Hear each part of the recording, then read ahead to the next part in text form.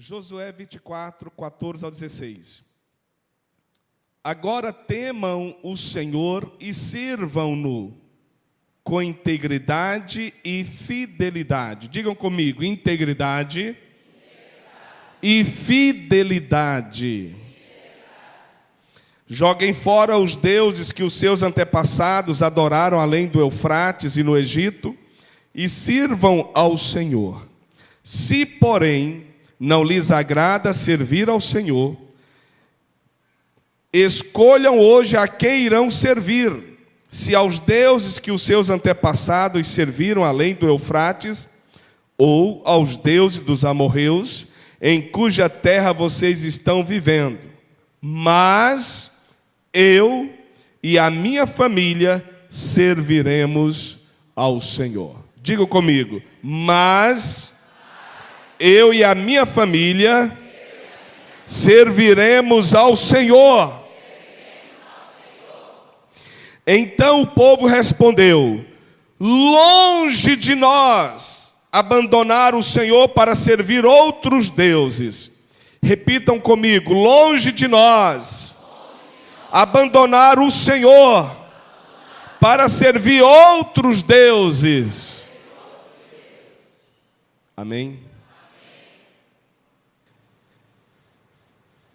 Se você quiser anotar o tema da nossa reflexão, anote aí. O poder de uma escolha. O poder de uma decisão. Se você quiser, anote o tema dessa noite. O poder de uma escolha ou o poder de uma decisão. O poder de uma escolha, ou mesmo, se você quiser, o poder de uma decisão. Talvez fique melhor o poder de uma decisão. Eu queria inicialmente dizer a todos vocês que me ouvem, queridos, que eu e vocês somos resultados das escolhas feitas, das decisões que tomamos. Todos os seres humanos, nos 4 cantos dessa terra, desse planeta, são resultados de escolhas tomadas, de decisões feitas. É claro que durante alguma parte da nossa vida, nós somos como que passivos. Você não escolhe o pai, a mãe, o dia do nascimento, o local, a cidade, o país. Você não escolhe em que família você nasceu. Durante uma parte da sua vida, você é influenciado pelos pais, pelo que eles ensinam, pelo que eles vivem, pelo que eles fazem. Você é influenciado pelo meio aonde você cresce, seu meio econômico, social, político, relacional, religioso. Mas chega um momento da nossa vida que nós tomamos decisões, que nós somos agentes, não passivos, mas ativos da nossa própria história. Chega um momento em que nós nos tornamos atores da nossa própria história. Chega um momento da nossa vida que é nós e nós mesmos. É claro que se em algum momento da nossa vida a gente convidar Jesus para assumir o centro da nossa existência, a direção da nossa vida, somos nós e o Senhor e nós. E é claro então que as nossas decisões e as nossas escolhas certamente serão mais felizes, mais acertadas. Agora, a maioria de vocês que estão aqui essa noite já são atores da sua própria história, agentes ativos das suas próprias histórias pessoais. São vocês hoje que decidem se vão, se ficam, se faz, se não faz, se creem, se não creem, se obedecem, se não obedecem, se vivem em santidade ou se em estado de impureza, se vivem verdadeiramente uma vida cristã ou uma vida de faz de conta, deixa como está para ver como é que fica. É você que decide. É você que decide para onde você quer ir. É você que decide se você quer passar só uma temporada na igreja, para fugir do grupo de extermínio, para conseguir emprego, para conseguir, quem sabe, um casamento. Talvez comprar uma casa própria, um carro do ano. Ou é você também que diz, não, eu quero também todas essas coisas, se Deus as tem para mim, mas eu quero, sobretudo, eu quero realmente servir a Deus. É você que decide. É claro que você já sabe que cada decisão que nós tomamos, cada escolha que fazemos, nós lidaremos a curto, a médio e a longo prazo com as suas consequências. É claro que cada decisão que nós tomamos, ela nos trará uma consequência ou um benefício. As pessoas dizem que nós só temos o direito de escolher quando decidimos. Depois da decisão tomada, as consequências dela não tem como mudar. É a lei da semeadura. O que se planta, colhe. Então, nesta noite eu quero falar sobre essas coisas com vocês. Eu sei que a maioria de vocês que me ouvem sempre, que são minhas ovelhas, que estão na igreja, vocês já entendem muito disso que eu vou compartilhar. Mas nunca é muito a gente reforçar alguns princípios, para que a gente seja sábio em aprender com os erros dos outros e não cometê-los. Então, queridos, se você ainda não anotou, anote. O tema é o poder de uma decisão, o poder de uma escolha. Nós somos resultado das decisões, das escolhas que tomamos ontem. E há decisões que nós tomamos que elas nos marcam indelevelmente, de maneira positiva, abençoada, no presente, no aqui e agora, a médio e a longo prazo. E mais do que a longo prazo, os benefícios de tomar uma decisão de servir a Deus com integridade e fidelidade nos assegurará a eternidade com Deus. Porém, as decisões erradas, muitas delas acompanham as pessoas até o túmulo e às vezes pós-túmulo também. Então você vai se ver onde é que você se enquadra nessa noite. Eu quero dar rapidamente o contexto histórico desse texto que nós acabamos de lê-lo. Quem foi Josué? A Bíblia diz que ele foi sucessor de Moisés. Ele foi discípulo de Moisés, que é chamado em toda a Bíblia onde ele é citado, o homem de Deus. A Bíblia diz que Moisés viu a terra prometida, mas não entrou na terra prometida. Por quê? A palavra de Deus diz que, não obstante Moisés ser um homem longânimo, ele tinha um pavio muito longo, para se irar ele demorava demais. Ele era um homem extremamente dedicado a Deus, era um intercessor muito fiel pelo seu povo. Mas a palavra de Deus diz que a nação de Israel, ao longo do deserto, murmurou tanto contra Deus, algumas vezes chegou a pegar em pedras para apedrejar Moisés e Arão, seu irmão. Midian, sua irmã, em algum momento, juntamente com Arão, criticou Moisés, expôs a sua vida diante da comunidade. De maneira que Moisés teve que lidar com esses dissabores, das ingratidões, dos falatórios, das murmurações. E lá em Massá, a Bíblia diz que o povo murmurava porque estavam no deserto com sede e diziam assim: ah, Deus nos tirou do Egito para nos matar de sede no deserto. E Moisés foi para Deus dizer: Deus, o povo está clamando e o povo está dizendo que o Senhor quer matá-los. E aí Deus disse assim: Moisés, toca na rocha com o seu cajado e da rocha vai fluir água. E a Bíblia diz que assim ele o fez. e fluiu água da rocha que dessedentou todos os israelitas ali naquele local. Queridos, mas a Bíblia diz que o povo constantemente murmurava. E em um outro momento em que o povo estava novamente sedento, o povo murmurou de novo contra Deus. E aí Deus disse a Moisés que falasse a rocha, porque naquele momento aquela segunda rocha era a tipologia da pessoa de Jesus. A Bíblia apresenta Jesus como uma grande rocha sobre a qual nós estamos edificados.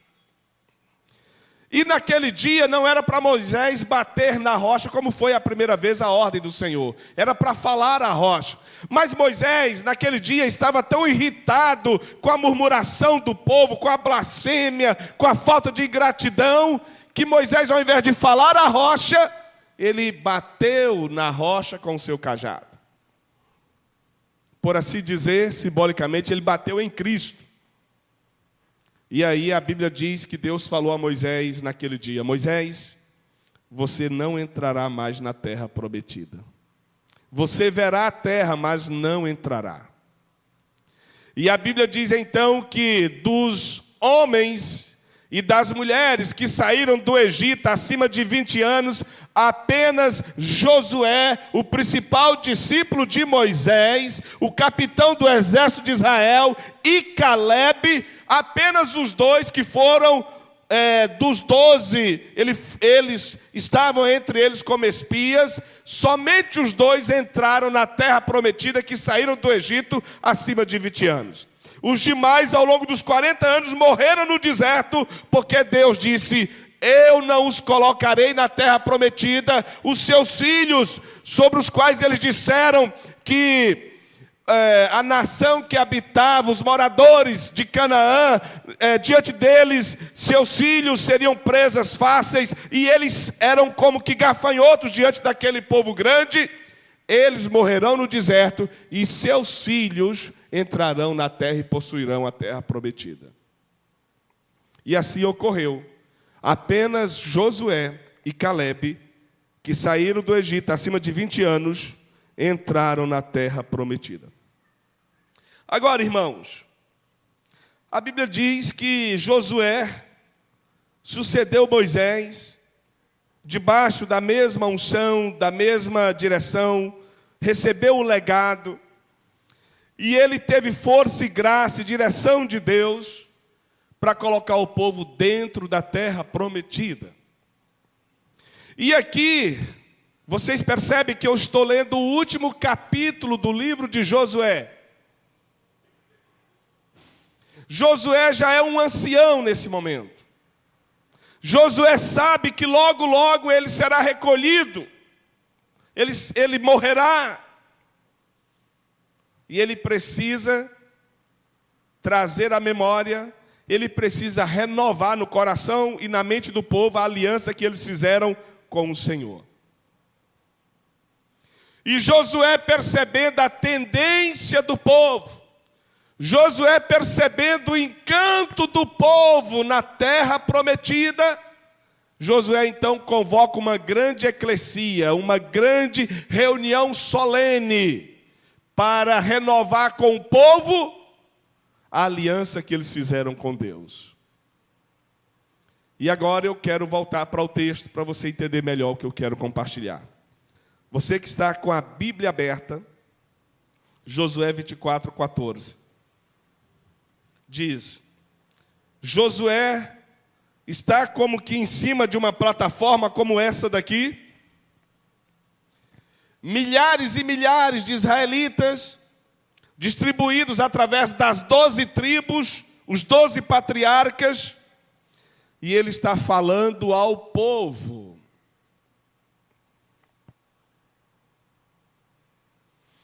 E aí, no versículo 14, que é o texto lido, a partir dele, Josué diz: agora, temam o Senhor e sirvam-no com integridade e fidelidade.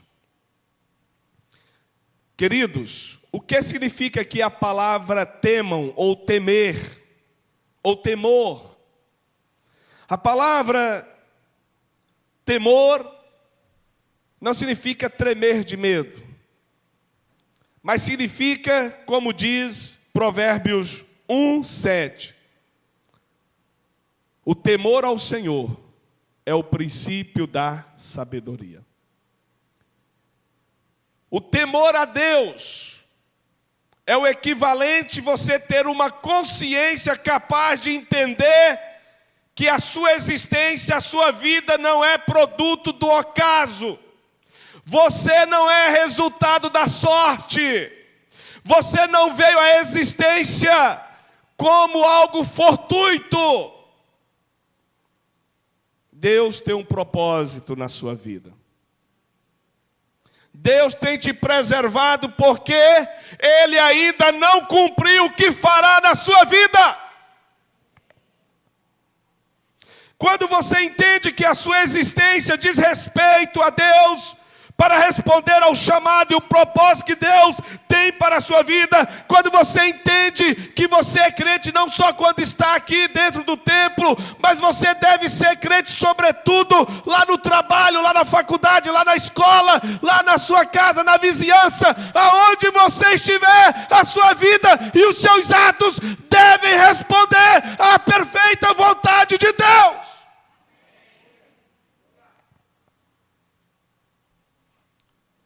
Logo, se você tem essa consciência, você vai comprar, mas você vai pagar. Você vai falar, mas vai cumprir o que disse. Se não deu para cumprir, você vai justificar, você vai pedir perdão. Você vai se relacionar respeitosamente com o sexo oposto. Você vai respeitar, se você já é casado, você vai respeitar a aliança do casamento. Você vai respeitar seus filhos. Você vai honrar a igreja do Senhor, a noiva do Cordeiro. Porque você entende que a sua vida deve responder a um propósito de Deus. Então você não é crente uma única vez por semana, 1h30 no domingo, quando você vem à igreja. Deus vai te pedir conta de tudo que você fez ou deixou de fazer. Então Josué diz: agora temam o Senhor. Entendam isso, que toda a existência de vocês deve estar voltada para Deus, assim como o estômago está voltado para o alimento. Temam o Senhor e sirvam-no. E aqui vêm as duas bases, os dois fundamentos sobre os quais devem ser edificados o nosso relacionamento com Deus. Agora temam o Senhor e sirvam-no com integridade. Diga para o seu irmão assim: integridade. Diga para outro: inteireza.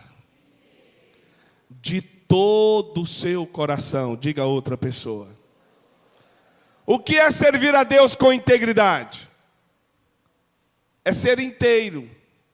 É se dedicar não parcialmente, mas integralmente a Deus. Sabe como deve ser a minha vida diante de Deus? Como o sacrifício no antigo culto judaico chamado de holocausto. O holocausto era quando um animal era levado diante do sacerdote e era totalmente oferecido sobre o altar ao Senhor, e nenhuma de suas partes podiam ser tiradas, nem mesmo aquelas que eram dedicadas aos sacerdotes, porque era um sacrifício de holocausto, totalmente queimado para o Senhor. A sua vida deve ser totalmente dedicada ao Senhor. Fala para o seu irmão, para a sua irmã: você deve servir a Deus inteiramente, com todo o seu ser, meu irmão.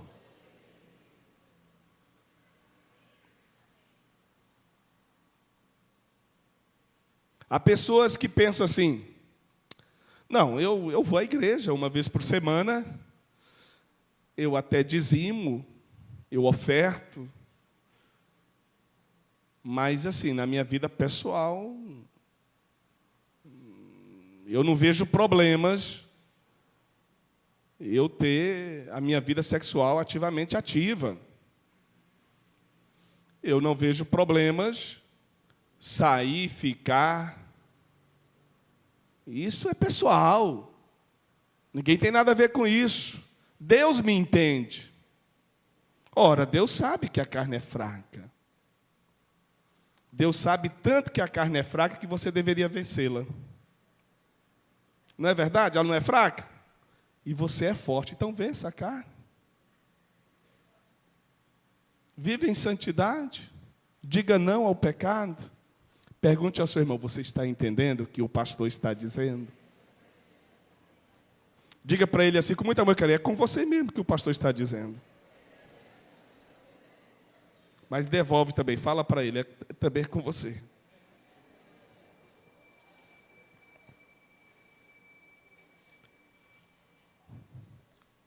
Integridade requer inteireza de coração. Ser totalmente dele. Nós cantamos por anos uma canção na igreja, né? Totalmente dele. Quem se lembra? Quem se lembra dessa canção? Mateus, você se lembra? Não? Ah, na verdade a gente não cantava na igreja. Eu ouvi muito no meu TSD. Essa canção é daquele músico, um dos músicos mais antigos aqui do Brasil. Eu esqueço o nome dele. Ah, agora só me vem esse pedaço. Totalmente dele. Muito bem. Então, nós somos totalmente dele. Não dá para ser parcial nesse relacionamento. Uma parte sim, outra não. Agora, não é apenas a integridade que Deus requer de nós. Fidelidade também. Fidelidade vem de fé. Fidelidade é algo que se requer minimamente em qualquer relacionamento, desde o casamento a uma sociedade. As pessoas que trabalham na mídia, em particular os que trabalham em televisão, sempre que entrevistados em programas humorísticos ou o que quer que seja, sempre querem passar uma imagem de alguém descolado, de alguém atenado com as tendências, alguém liberal, alguém que tem uma mente oxigenada. E uma das coisas que eles atacam é a fidelidade, a lealdade no casamento, família. Só que quando essas pessoas que vivem trocando de relacionamento como se troca de roupa, quando elas se apaixonam por alguém e que esse alguém trai, elas ficam rancorosas, vão para a mídia, falam mal daquela pessoa. Sabe por quê? Porque ninguém nasceu para ser objeto da infidelidade. Sempre vai doer na gente. Você pode até falar, não, para mim está tudo bem, relacionamento aberto é o que importa hoje. O que importa é que a pessoa sai com qualquer um, mas volta para casa, dorme comigo. Tem gente vivendo essa coisa esdrúxula. Só que quando consegue amar alguém, apaixonar-se por alguém, que esse alguém trai, a pessoa se sente ferida. Sabe por quê? Porque ela esperava a fidelidade do outro. Quem está entendendo aqui? Então olha para o seu irmão e diga assim, o que Deus espera de mim e de você, minimamente é fidelidade a Ele, meu irmão. Quem aqui conhece a história do profeta Oséias? Levante a sua mãozinha preciosa. Pouca gente. É um profeta chamado de profeta menor. É um dos 12 profetas menores. Qual é a história de Oséias? A Bíblia diz que Deus chamou Oséias um dia e disse assim, Oséias, vem cá.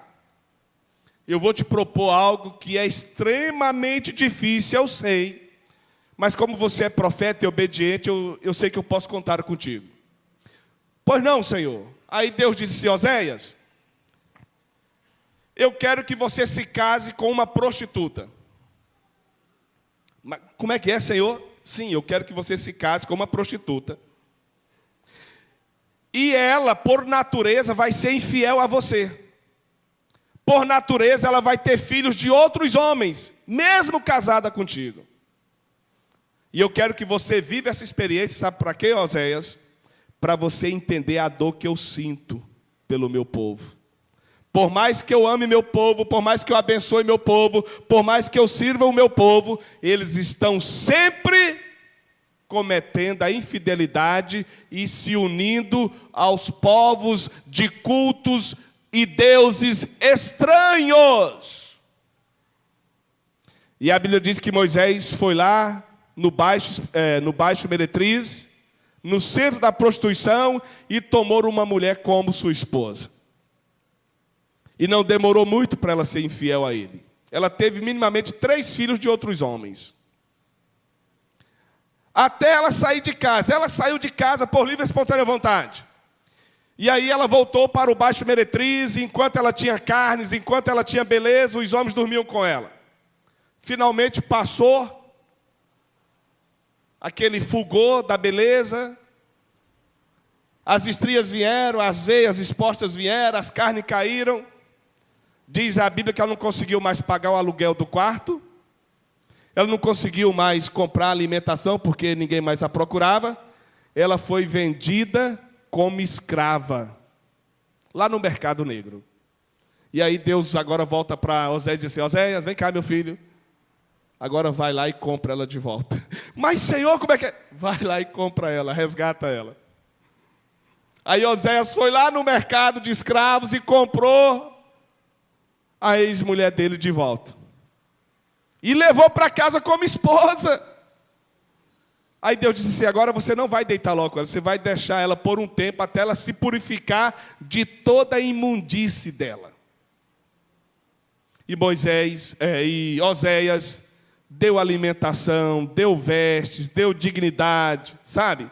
Deu respeito, honradez. E voltou a conviver com ela como marido e mulher. Por que Deus expôs Oséias a esta experiência tão dramática, tão difícil para a mentalidade masculina? Porque Deus queria que pelo menos uma pessoa entre os israelitas soubessem ou experimentasse a dor da infidelidade sofrida. Quem está me entendendo até aqui, queridos? Então olha para o seu irmão e diga assim: Deus espera mesmo que você lhe seja fiel. Você está disposto?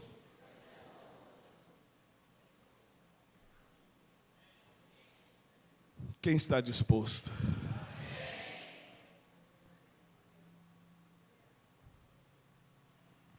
Agora temam o Senhor e sirvam-no com integridade e fidelidade.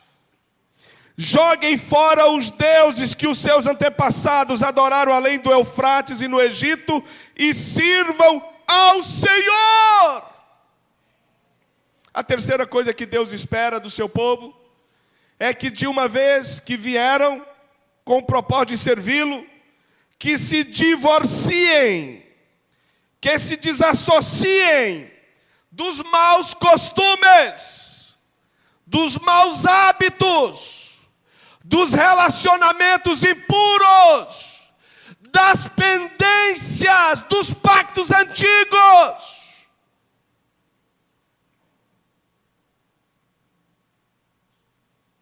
Que se divorciem das crendices, da mentalidade espiritualista, da mentalidade misticista. Que se divorciem do pecado de uma vez por todas. Se você tiver que falar sobre o seu passado,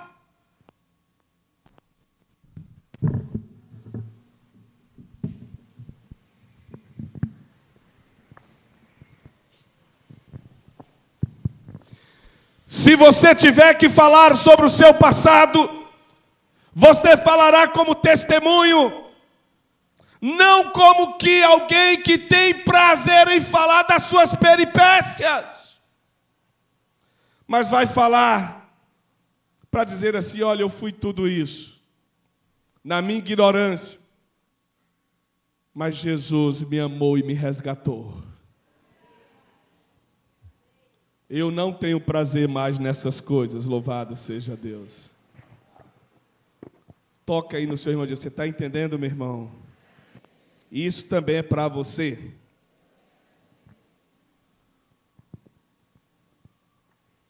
Versículo 15. Josué diz: se, isso é condicional, ninguém é obrigado. Se, porém, não lhes agrada servir ao Senhor, escolham hoje a quem irão servir. Queridos, olha aqui. Jesus disse o seguinte: não é por violência, não é por força, mas é pelo meu espírito. Mas numa outra passagem ele disse também que o reino de Deus é tomado à força. E só entra no reino de Deus quem se esforça.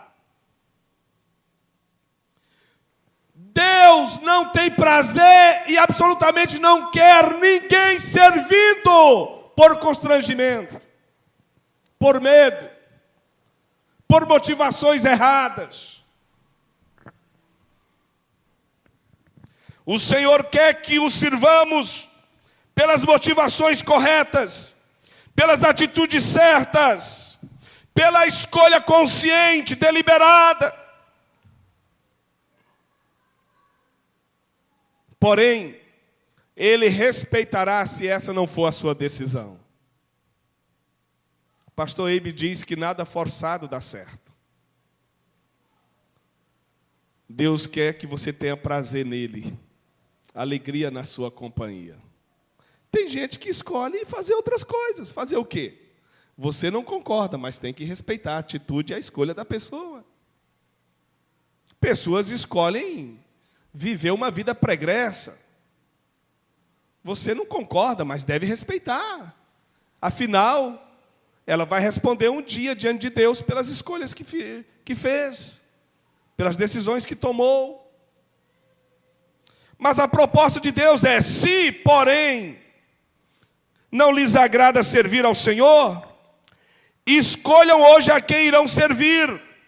Se aos deuses que os seus antepassados serviram além do Eufrates, e aqui ele remonta a Abraão, aos seus antepassados, lá em Ur dos Caldeus, aonde hoje é a Mesopotâmia, o Iraque, que servia aos deuses daquela terra, ou aos deuses dos amorreus, que era uma das 7 nações que vivia em Canaã, que agora habitava o povo de Israel, em cuja terra vocês estão vivendo. Deixa eu listar aqui para vocês alguns dos pecados das nações que viviam em Canaã, aonde hoje é o Estado de Israel. Deus disse, inclusive, ao povo de Israel, dizendo: olha, eu os colocarei na terra prometida, primeiro para cumprir com a minha palavra. Eu sou um Deus que cumpro com a minha palavra. Segundo, eu os coloco lá apesar de vocês não merecem. Terceiro, eu os coloco lá por causa das nações que lá vivem. Eu os expulsarei de diante de vocês, não porque vocês são um exército forte, belicamente preparado, habilidosamente treinados. Não. Mas é porque o pecado deles, a maldade deles, já encheu o cálice da minha ira. Agora vamos à listinha dos pecados dos moradores de Canaã. Eles eram politeístas, adoravam vários deuses. Eles eram extremamente violentos. Eles eram extremamente dados às orgias e às prostituições. Casavam, descasavam e davam-se em casamento. E mais, a Bíblia diz que eles tinham um culto extremamente cruel ao chamado Deus Moloque, que era uma imagem de ferro, talvez de uns 3 metros de altura. Aquela imagem tinha um buraco aqui onde seria a barriga, e aquela imagem ela era aquecida com muito fogo debaixo dela, e ao som de muitos tambores em uma roda dançando ao deus Moloque, os filhos, as criancinhas, eram oferecidas como sacrifício humano, jogadas dentro do ventre do deus Moloque. A palavra Moleque vem de Moloque. E aquelas crianças simplesmente se transformavam em fumaça, em gordura, elas derretiam. E para não se ouvir o grito de desespero das crianças, batiam os bumbos e cantavam alaridamente. Esse era um dos cultos deles, para vocês terem uma ideia da perversidade. Por isso que Deus os expulsou de Canaã. E aí Deus está dizendo, olha, se vocês, usando Josué, se vocês não querem me servir, escolham a quem vocês vão servir. Se aos deuses lá dos seus antepassados, de Abraão, ou se aos deuses dos amorreus que moram aqui nessa terra. Irmãos, olha aqui para mim. Hoje nós não temos mais um Moloque incendiado e crianças sendo queimadas em sacrifícios a essa entidade. Mas há muitas formas disfarçadas de Moloques hoje em dia. Os pais, eu me dirijo aos pais, olhe para mim e preste muita atenção nisso. Quando você compra aquela imagenzinha lá do Ben 10, do Homem-Aranha, não sei mais o que, não sei mais o quem, seu filho não conhece um único versículo bíblico, não sabe citar nem o Salmo 23, versículo 1, mas sabe o nome de toda a série de Harry Potter, de Crepúsculo.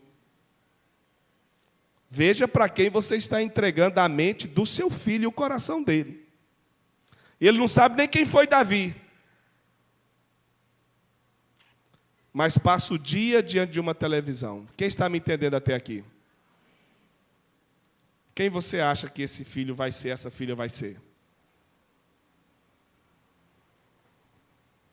Moloque hoje em dia está disfarçado, mas continua sacrificando muitas crianças. Às vezes a gente é convidado pelos pais para orar pelos filhos que não dormem à noite, que andam perturbados, que veem imagem. Quando a gente começa a entrevistar os pais, logo a gente sabe a razão da perturbação. O quarto do filho, às vezes, não tem um único desenho bíblico, não tem uma única Bíblia, mas é cheia de imagens do Homem-Aranha, do Capitão América, daquele verde. Como é que é o nome do verdão lá? O Hulk, aí tem caveira, aí tem tudo, tem Ben 10, tem não sei o quê. Aí a razão está aí.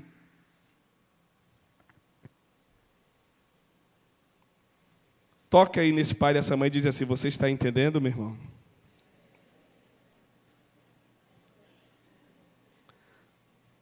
Toque nesse futuro pai, nessa futura mãe, diga, está vendo aí, meu irmão? Abra seus olhinhos. Porém, olha aqui para mim, gente. Na última parte do versículo 15, Josué declara a todo o povo o poder da sua decisão.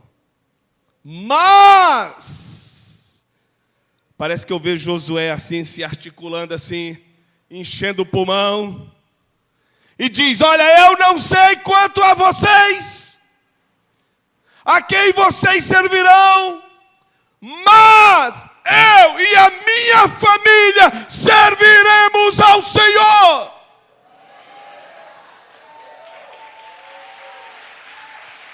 Já está decidido, é uma decisão irreversível, nós não voltaremos atrás, eu e a minha casa serviremos ao Senhor.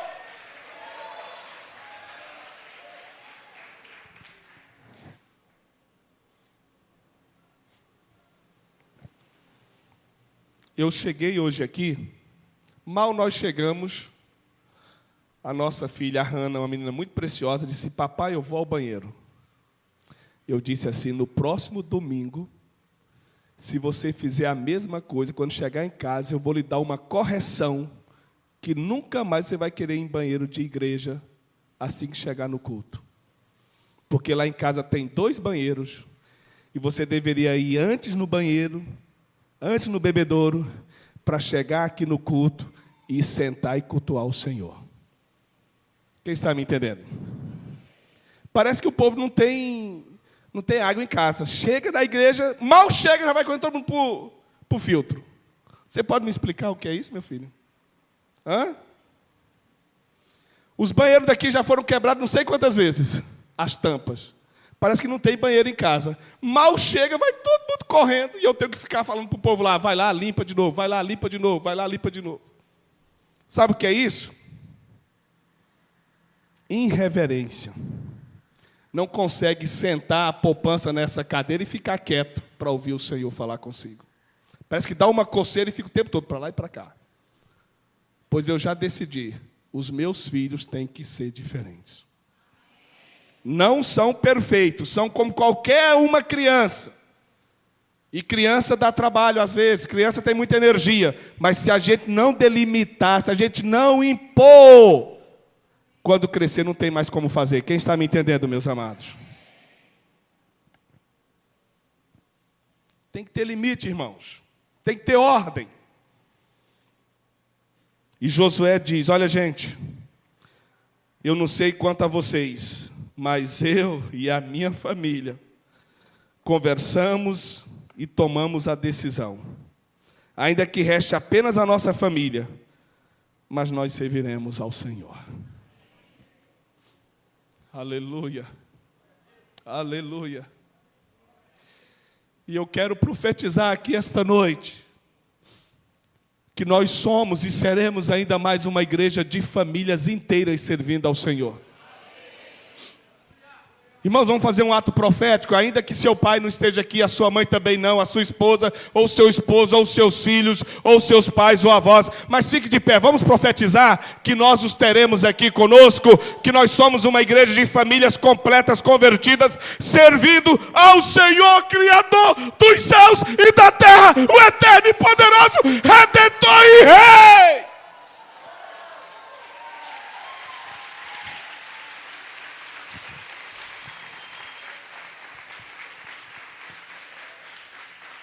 Levante as suas mãos para o Senhor, meus queridos.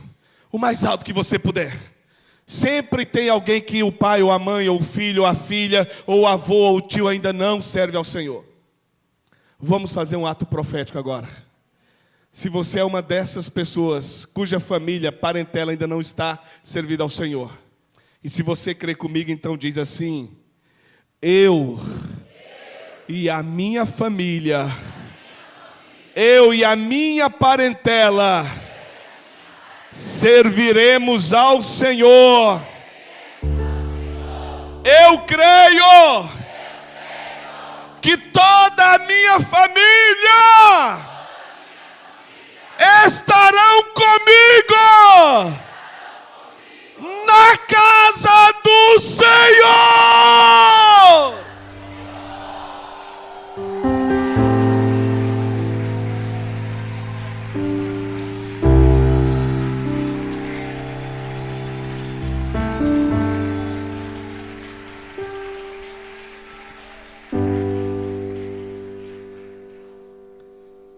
Podeis assentar, queridos.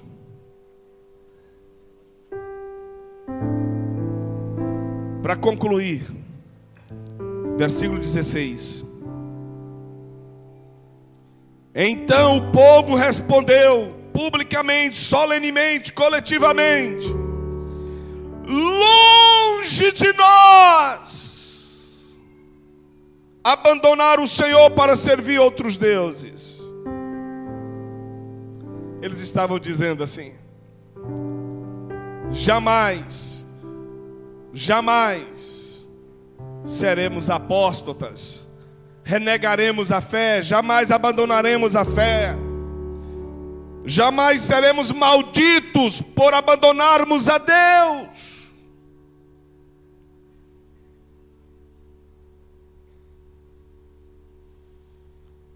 Queridos, O escritor de Hebreus diz que o Senhor não tem prazer naqueles que voltam atrás. No capítulo 10 ele diz assim: nós não somos dos que retrocedem. Pelo contrário, nós somos daqueles que avançam para o alvo. Você tomou a decisão de servir ao Senhor? É daqui para diante, é daqui para frente. Quem conhece a Deus não dá mais para voltar.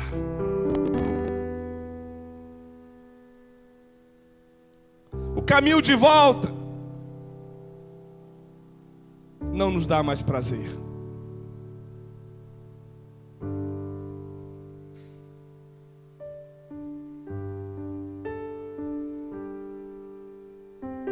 O maior fruto, o maior benefício da decisão tomada em servir a Deus não é apenas viver um lar feliz, uma família estruturada. Não é simplesmente, finalmente, ter entendido o significado mais profundo da existência. Não é simplesmente ser bem-sucedido na profissão, no trabalho, a aquisição da casa própria ou de um carro do ano, ter bons amigos, bons relacionamentos, servir, liderar, discipular. Tudo isso é importante, é muito legal. Mas sabe, o maior fruto, o maior benefício é que um dia eu vou ver e vou estar lado a lado com o meu Senhor.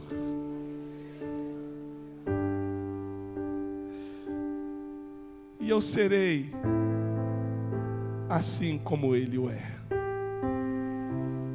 Todas as minhas lágrimas serão enxugadas. Toda dor passará. Não existirá mais enfermidade no céu. E lá nós faremos questão de não lembrarmos das coisas antigas. Ali não existirá sol, porque Jesus será o sol da justiça. As ruas não serão de asfalto, serão de ouro puro.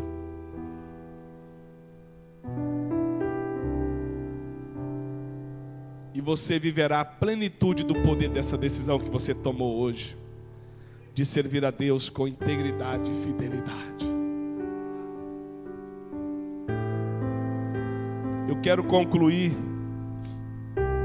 lendo com você Atos capítulo 16, versículo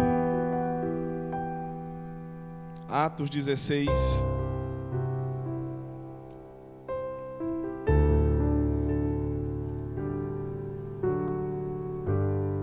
versículo 30 e 31. Atos 16, 30 e 31. Então levou-os para fora e perguntou: Senhores, que devo fazer para ser salvo? Paulo e Silas responderam: creia no Senhor Jesus e serão salvos, você e os de sua casa. Irmãos, se você crê, mais uma vez, levante as suas mãos. Se você crê que está debaixo dessa promessa da salvação completa para a sua família toda, levante as suas mãos.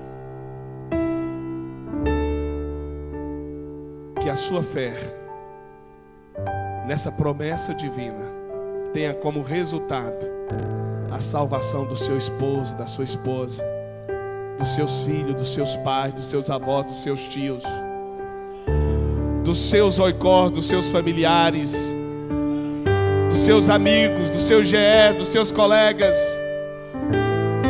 Que você veja o poder dessa salvação, o cumprimento dessa promessa na sua vida.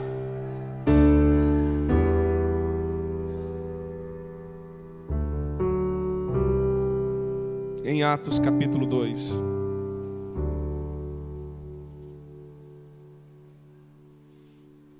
versículos 37 ao 39. Preste muita atenção no 39. Atos 2, 37 ao 39. Quando ouviram isso, ficaram aflitos em seu coração e perguntaram a Pedro e aos outros pastores irmãos, que faremos? Pedro respondeu: arrependam-se. Primeira atitude. Segunda: e cada um de vocês seja batizado em nome de Jesus Cristo para perdão dos seus pecados. E como consequência, receberão o dom do Espírito Santo. Pois a promessa é para vocês, diz Pedro, para os seus filhos e para todos os que estão longe, para todos quantos o Senhor, o nosso Deus, chamar. Louvado seja Deus.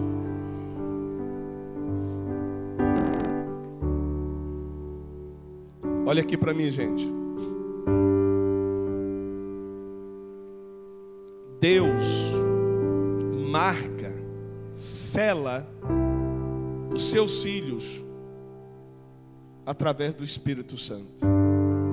Anote aí Efésios capítulo 1, versículo 13 e 14. Lá Paulo diz assim: depois de vocês ouvirem o evangelho da salvação, as boas novas de arrependimento, e depois de terem crido neste evangelho, vocês foram selados, vocês foram marcados. Deus imprimiu dentro do seu espírito, no seu ser, a marca do Espírito Santo. Louvado seja o Senhor.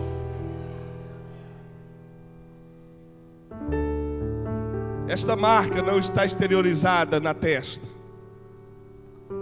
mas é vista pelos frutos, pelas atitudes, pelas escolhas, pelas prioridades, pelos valores, pelo comportamento, pela maneira que você se relaciona, pela maneira como você se veste. E diz, isso tudo diz o quanto você está marcado, selado pelo Espírito de Deus. Quem está me entendendo, queridos?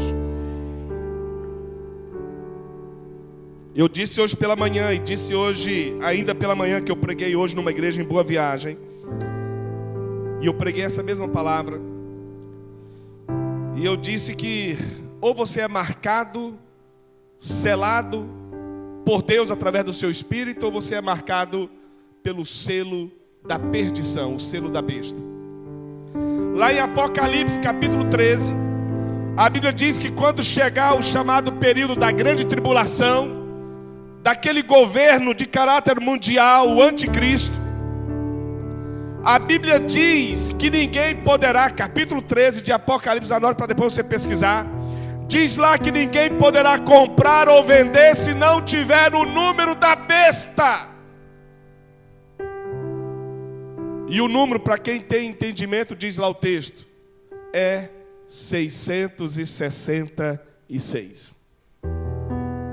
Isso é uma dízima, isso é uma tentativa.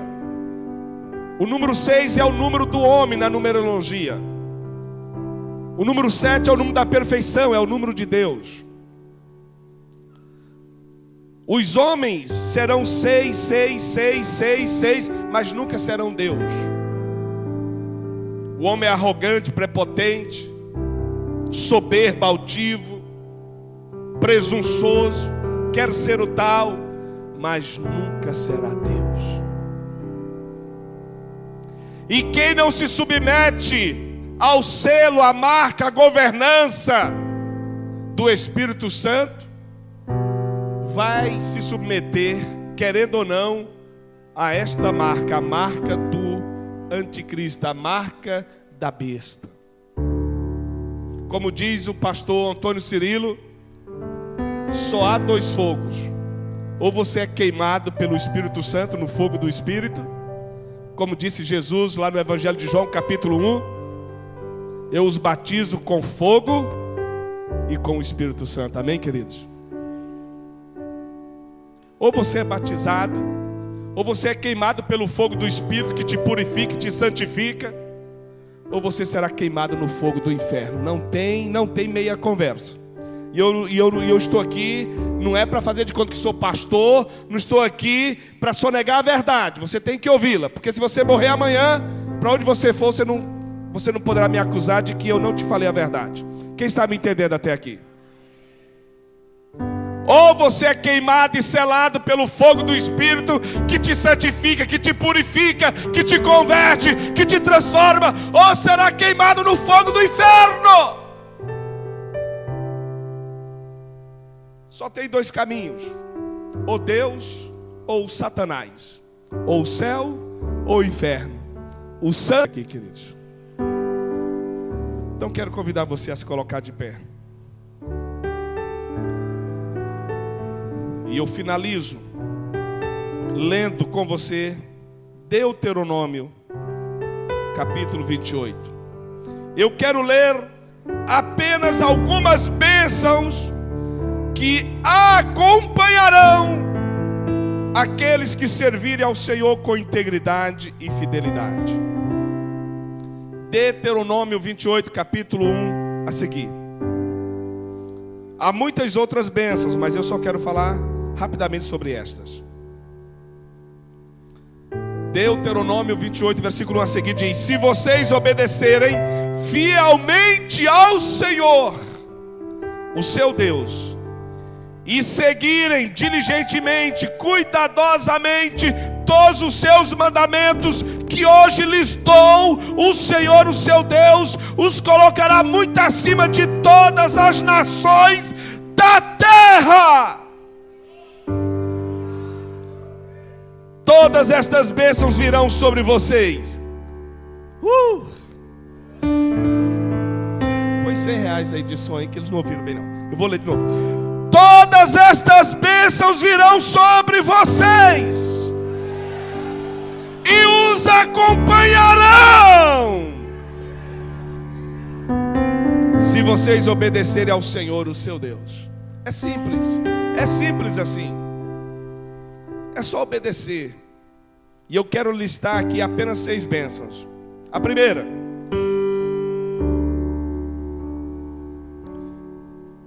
vocês serão abençoados na cidade.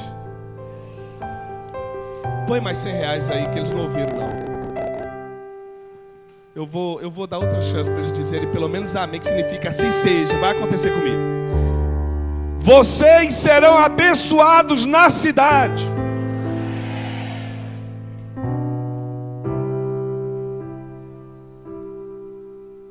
Nós vivemos num grande centro urbano.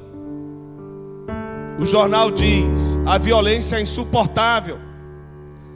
O Zika, a dengue, a chikungunya, as demais doenças estão solapando. Mas se você obedecer ao Senhor, o Senhor cuidará de você. Vocês serão abençoados na cidade e serão abençoados no campo. Os filhos do seu ventre serão abençoados. Seus filhos não serão vítimas do grupo de extermínio. Seus filhos não povoarão o sistema carcerário do Brasil. Seus filhos não darão dinheiro na boca das drogas.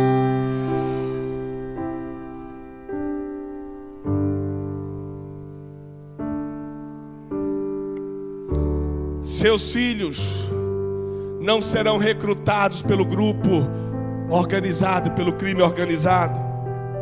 Seus filhos não serão objetos no mundo da prostituição. Seus filhos não se envolverão com a bruxaria jovem que está na moda. Seus filhos serão santos, santos, santos ao Senhor.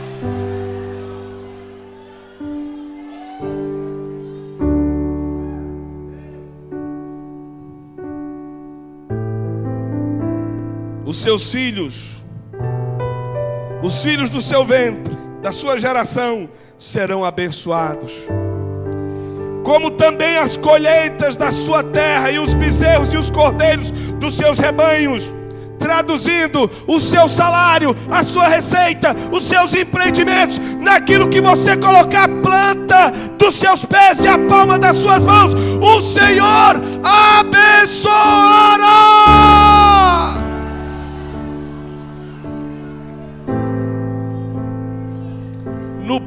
você fará muito, porque você terá a bênção do Senhor. Você é pequeno, eventualmente fraco, mas você serve um Deus todo-poderoso. Ele fará infinitamente mais do que você pede, do que você pensa.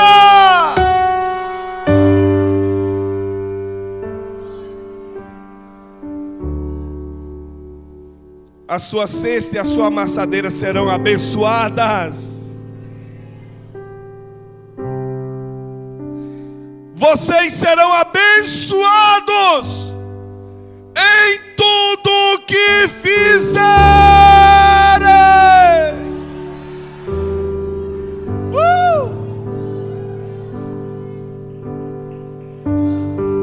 Pode aplaudir ao Senhor, queridos.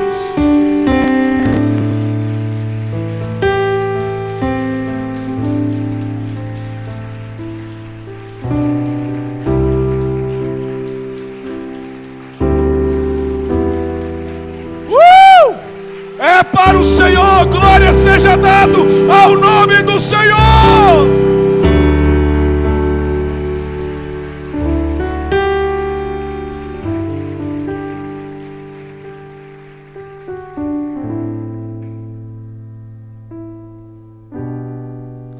Você verá, você usufruirá, você viverá os frutos, os benefícios do poder da decisão de servir ao Senhor com integridade e com fidelidade.